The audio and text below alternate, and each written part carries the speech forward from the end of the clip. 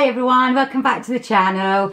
If you're new here, thanks for popping along. I hope you enjoy it. If you do, remember and hit that subscribe button at the end, that would be fantastic. Today I have for you a sort of survival plan for January. If you're a massive fan of January, if you really enjoy it, if you really embrace it, this probably isn't the video for you. But if you're more like me, where if January was an animal, it would probably be a big fat hairy spider or a wasp. That's how much I love January. So I put together a few things that help me survive January, and I hope you find them helpful too. They are very tongue-in-cheek. None of it's medical advice. It's just things that I find are quite handy to get me through the month. Got them all on my notes here. I'll start with my first one. And the first one is eat all the food. And the reason I've written eat all the food down is because basically the whole of December, you spend that whole month buying really nice food that you never have any of the rest of the year. And if you're anything like me, during December, I'm basically telling my whole family that they can't eat anything because it's for Christmas. So in January, I think because you've spent a whole month buying all the food, you should spend the whole month eating all the food. I still have shortbread, Bailey's bar, more Bailey's bars, chocolate. The list is endless.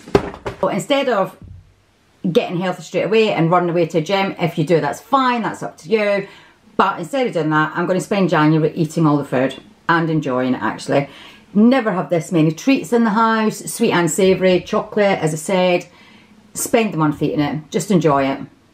That's what I say. That's survival tip number one.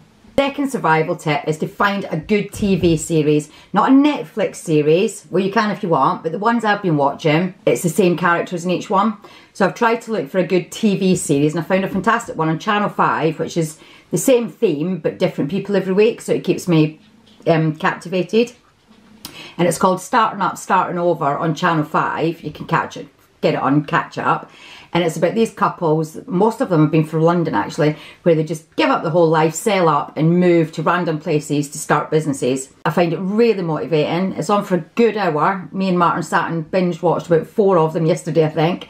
So it's really worth checking out. Just sit on the couch, relax and find a good box set or a good series on Catch Up to watch. Survival tip number 3. I've written go to bed when it gets dark. The reason I've written that is because basically, if you're like me, as soon as it gets dark outside, as it is just now, I know it doesn't look it, but I'm sat with 2 massive lights here. It's dark about 4, 4:30, and my brain just goes, it's dark, go to bed. I would, but I think it's socially unacceptable for mum to go to bed every day at 4:30. I think you should at least get your pyjamas on. It's unusual for me to be sat here fully clothed at this time in the day. So I generally like when it gets dark, get your pyjamas on. If you can't, just go to bed. If you can go to bed and watch a good TV series. But yeah, get your pyjamas on and just snuggle up. That's survival tip number 3. Next survival tip is to look at old photos of summers past.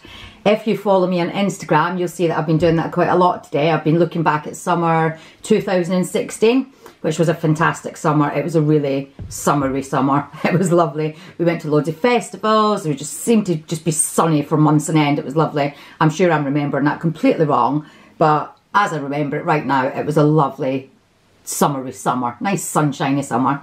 Yeah, look at the old photos and it reminds me that these dull, dark days will pass, and they should pass quite soon actually. March, April, it starts getting better, doesn't it? February's slightly better. But yeah, looking at old photos or old videos or watch summery films, that puts you in the mood, doesn't it? But yeah, just to remind you that the dark days will pass soon. Survival tip number 5, I've written down to have a good declutter. As I said, it's dark at 4:30. Once you've eaten all the chocolate and watched all the telly, what is there left to do, really? You can't just sit in the garden because it's pitch black. So just have a good declutter, just potter. I love pottering. I've got a dresser up in my room that I've been organising basically just every now and then. So have a good declutter, you feel better. Yeah, and it passes an hour or 2, doesn't it? All ready for summer, then you won't have anything to do. Your house will be perfect, your drawers will be sorted, your cupboards will be sorted, and you can just enjoy the sunshine then. Tip number 6, I've written shop the sales. I literally only started looking at the sales today. I went on ASOS and practically everything's half price, the perfect way. I now have shopping baskets in most high street stores online filled with stuff that I'll never buy, but it's good fun, I think, just to sit, choose what you want. Practically everything's half price at the minute. choose what you want, pop it in your basket. You never need to buy it, do you? I'm not sure if the high street stores would appreciate that, but yeah, I've done that. And on ASOS today, most of the shoes and boots are half price. Got myself a couple of pair of shoes. They were reduced by more than half price.